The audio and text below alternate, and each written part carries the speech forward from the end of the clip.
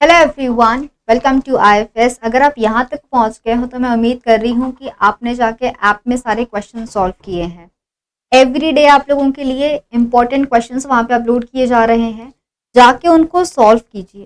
देखो बच्चों, एक होता है कि आप लोग अपनी प्रिपरेशन करते हो, आप लोग रिविजन करते हो, बट जब तक आप क्वेश्चंस सॉल्व नहीं करोगे तब तक आपको समझ में नहीं आएगा कि क्या हम जो पढ़ रहे हैं सच में हम उसके बेसिस पे क्वेश्चन सॉल्व कर पा रहे हैं कि नहीं कर पा रहे हैं। बहुत बार क्या होता है कि बुक्स में यू गेट दी सॉल्यूशंस, कुछ रिटर्न फॉर्म में है, शायद आपको समझ में ना आए, बट ये जो एक्सक्लूसिव क्वेश्चंस आप लोगों के लिए ऐप में लाए जा रहे हैं उसका आपको पूरा का पूरा वीडियो सोल्यूशन मिलता है हमारे इस चैनल के ऊपर। तो क्वेश्चंस, उसका detailed explanation and explanation of all the other three options, why one is correct, why three are incorrect, everything is available in these sessions. तो पहले आप जाके क्वेश्चन को खुद से ट्राई करोगे और अपना स्कोर मुझे यहाँ ज़रूर बताओगे, और उसके बाद ही आपको ये वीडियो सोल्यूशन को भी देखना है। जानते हैं क्या क्वेश्चन पूछा गया था। So the first question asked is, during the translation termination after the release factor 1, release factor 3 is also released by hydrolyzing its GTP dash binds at A site. हमारे पास जो ये राइबोसोम होता है ना, राइबोसोम में एक होता है स्मॉल सब यूनिट और एक होता है लार्ज सब यूनिट। इसमें होता है हमारा ये mRNA प्रेजेंट। अब ऑलमोस्ट टर्मिनेशन हो चुका है तो भी स्टॉप कोडॉन आ चुका होगा, प्रोटीन की हमारी चेन बन गई होगी। अब बात क्या की जा रही, तो बात किया जा रहा है कि यहाँ से RF1 भी रिलीज हो चुका है, मतलब इस टाइम तक ये हो चुका है कि हमारा प्रोटीन भी यहाँ से रिलीज हो चुका है। यहाँ पे 3 साइट्स होते हैं, A साइट होता है, P साइट होता है और E साइट होता है। तो हमको ये 3 साइट्स भी यहाँ पे नजर आते हैं। पूछा गया है RF3 is also release by hydrolysing its GTP, सही बात है। Dash binds at A site, A site पे कौन आके बाइंड होता है, and then dash binds at A site which helps in translocation and helps in removal of the E site and P site tRNA। तो आगे जो tRNA रहेंगे हमारे E और P site में, उसको रिमूव करना है। देखो मुझे यहाँ से एक बढ़िया सा हिंट मिला है। क्या हिंट मिला है? Second fill in the blanks के लिए एक इन्फॉर्मेशन गिवन है। क्या इन्फॉर्मेशन गिवन है? Which helps in translocation. भाई ट्रांसलोकेशन कौन करवाता है? तो मुझे याद है कि हमारे पास में एक इलोंगेशन फैक्टर होता है G। तो we have this elongation factor G, ये करवाता है ट्रांसलोकेशन। RRF तो नहीं कराएगा ना, ये तो नहीं कराएगा। My answer can be EFG only, EFG ही हो सकता है। और RF3 को रिलीज कौन कराता है? तो उसको रिलीज कराता है बच्चों RRF, which is the ribosome recycling factors. ठीक है, तो पहला ब्लैंक तो RRF है, सेकेंड ब्लैंक EFG है। अब आपको ये सोचना है कि EFG यहाँ पे किस फॉर्म में आएगा, वो उसके GTP फॉर्म में आएगा या वो उसके GDP बाउंड फॉर्म के अंदर आएगा। The answer for this students, वो उसके GTP बाउंड फॉर्म के अंदर आता है। याद रखना है कि जो हमारे इलोंगेशन फैक्टर्स होते हैं, एक होता है EFTU, one we have is this EFTS। ये सारे के सारे क्या होते हैं बच्चों? ये सारे के सारे उसके GTP बाउंड फॉर्म के अंदर में ही आते हैं। तो correct answer for this question will be option number 1। सो आपको याद आ गया ट्रांसलेशन प्रोसेस। भाई बाकी जो टॉपिक्स है ना, इनिशिएशन, इलोंगेशन, क्वेश्चन आएगा तो उसको भी हम डिस्कस कर लेंगे। I think the termination is absolutely clear here. Termination तो हमको बिल्कुल यहाँ पे समझ में आ चुका है।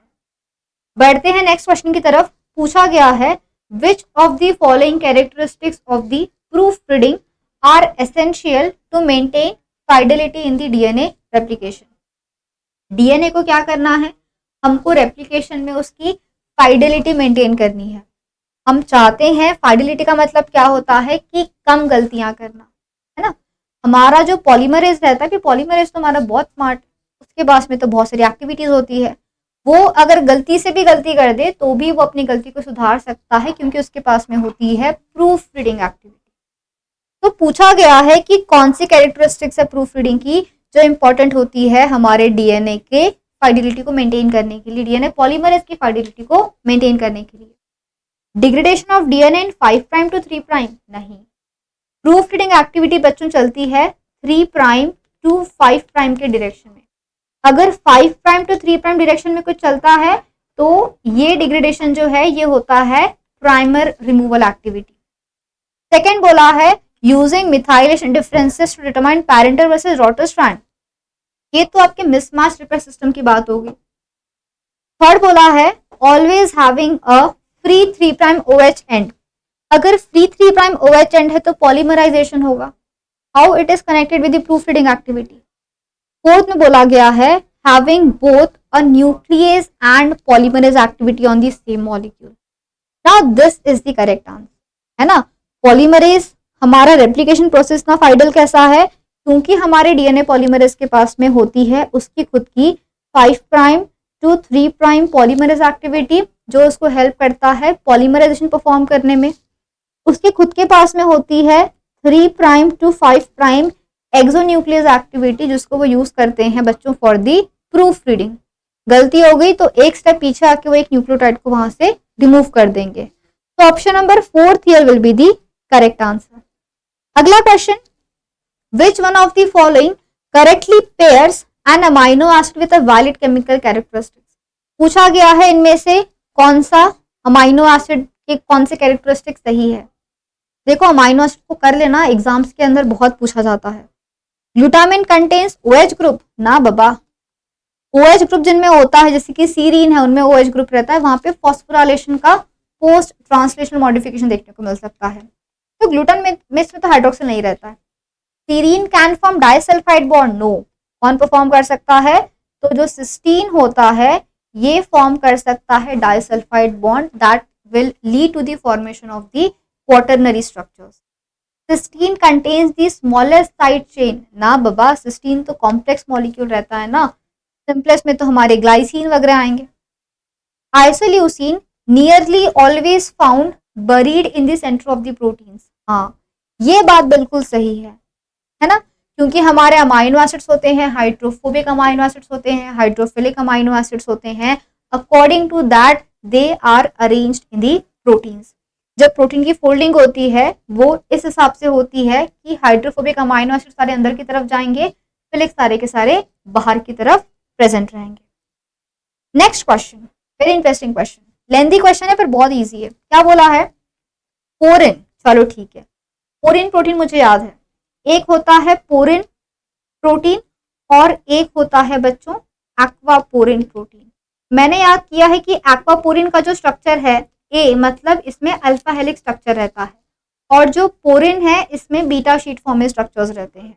दोनों वाटर को एब्जॉर्ब करने में हेल्प करते हैं, ये मुझे इतना अच्छी से पता है।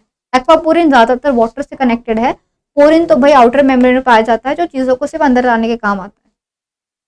पूछा गया है porin is a protein from the outer membrane of bacteria, जैसे कि इश्चेरिशिया कोलाई है, रोडोबैक्टर कैप्सुलेटस है, represents the class of membrane protein with a completely different structure. ठीक है, structure of these type are build from dash, कैसा बना है तो मैंने आपको भी बताया है, पोरिन में पाया जाता है beta sheet and contain essentially no dash, भाई बीटा शीट रहता है, अल्फा हेलिक्स उनमें नहीं रहेगा। So my answer here will be option number 2। क्या स्ट्रक्चर रहता है पोरिन में, तो प्लीज याद कर लेना, एक्वापोरिन में अल्फा हेलिक्स रहेगा, पोरिन में बीटा शीट रहता है। तो पोरिन में क्या रहता है क्या नहीं रहता है पूछा है, इनमें बीटा शीट रहता है और अल्फा हेलिक्स नहीं रहता है। तो option number 2 here is the correct answer. Immunosuppressants such as dash prevents transplanted organs from being rejected in the recipients। देखा जाए तो इम्यूनोसप्रेसेंट्स क्या करते हैं, जब भी हम ग्राफ्टिंग परफॉर्म करते हैं, ट्रांसप्लांटेशन परफॉर्म करते हैं, तो चांसेस क्या होता है, if I am receiving a kidney from another person, that kidney for my body is a foreign particle, मेरी बॉडी रिजेक्ट करने के लिए क्या कर सकती है, तो किडनी के अगेंस्ट में वो एक्टिविटीज शो कर सकती है। मैं चाहती हूँ, ऑफकोर्स डॉक्टर्स चाहेंगे कि मैं उसको एक्सेप्ट कर लूँ, तो what doctors will give, they will give me lots of immunosuppressants ताकि वो ऑर्गन को हम रिजेक्ट ना करें। इनमें से पूछा गया है कि क्या एग्जाम्पल होता है इम्यूनोसप्रेसेंट्स का, सो तो डायरेक्ट क्वेश्चन है, if you know you can answer, if you don't you can not answer. Aspirin तो मुझे याद है हेडेक के लिए होता है, साइक्लोस्पोरिन हमारा बिल्कुल यहाँ पे सही जवाब है। ठीक है, तो I hope you enjoyed the questions. ऐसे ही बहुत बढ़िया क्वेश्चंस आप लोगों के लिए डेली अपलोड किए जा रहे हैं। आपको विजिट करना है हमारी वेबसाइट के ऊपर में, IIFAS ऑनलाइन में जाना है, वहां पे आपको IIT जैम बायोटेक्नोलॉजी के सेक्शन में जाना है। लर्न फ्री में जाके आपको स्कॉलरशिप टेस्ट के अंदर में लाइन से सारे टेस्ट अवेलेबल मिल जाएंगे। तो जाइएगा, इनको सॉल्व कीजिएगा। ओके, तो all the very best everyone, have a great day and very happy learning. Do share your scores, और वीडियोस देखने के पहले खुद से ट्राई करो क्वेश्चंस को, तभी इसका फायदा है। डायरेक्टली आंसर देखो कि खुद कोई मतलब नहीं रहेगा। जब तक आप खुद से ट्राई नहीं करोगे तब तक आपका ब्रेन सोचेगा ही नहीं। तो let your brain think first and then get to the answer. So all the very best. Have a great day. Very happy learning.